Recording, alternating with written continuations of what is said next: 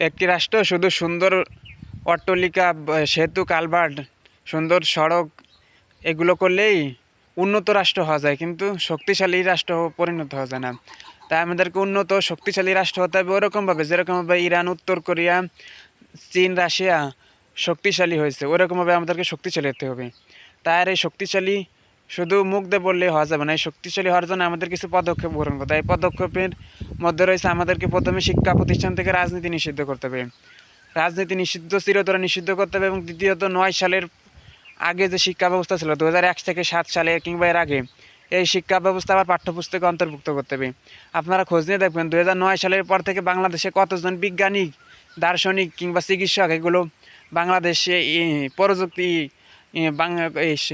কতজন বিজ্ঞানিক, দার্শনিক, চিকিৎসক কিংবা ইঞ্জিনিয়ার তৈরি হয়েছে, বা বিদেশে এরা বিভিন্ন কর্মক্ষেত্রে চান্স হয়েছে, একজনও পায় না। কিংবা এর আগে আপনারা খোঁজ নিয়ে দেখেন 2008 সালের আগে, 7 সালে, 1 সালে কত বিজ্ঞানিক আছে বিশ্বের বিভিন্ন রাষ্ট্রে এখনও কাজবাজ করতেছে।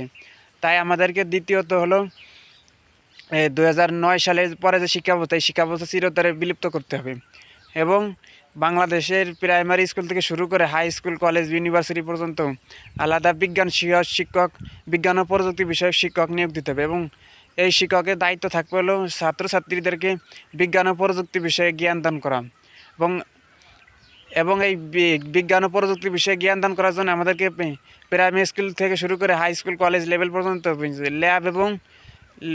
ল্যাব এবং গবেষণাগার তৈরি করতে হবে। এবং প্রতি মাসে প্রাইমারি স্কুল থেকে শুরু করে হাই স্কুল পর্যন্ত স্ব প্রতিষ্ঠানে প্রত্যেকটা ছাত্রের নিজের উদ্ভাবনী জ্ঞান দিয়ে যা আবিষ্কার করতে পারে তার একটা প্রদর্শনী করতে হবে। এবং এর জন্য বিজ্ঞান মেলা কিংবা উদ্বোধনী মেলার আয়োজন করতে হবে, উদ্ভাবনী মেলার আয়োজন করতে হবে।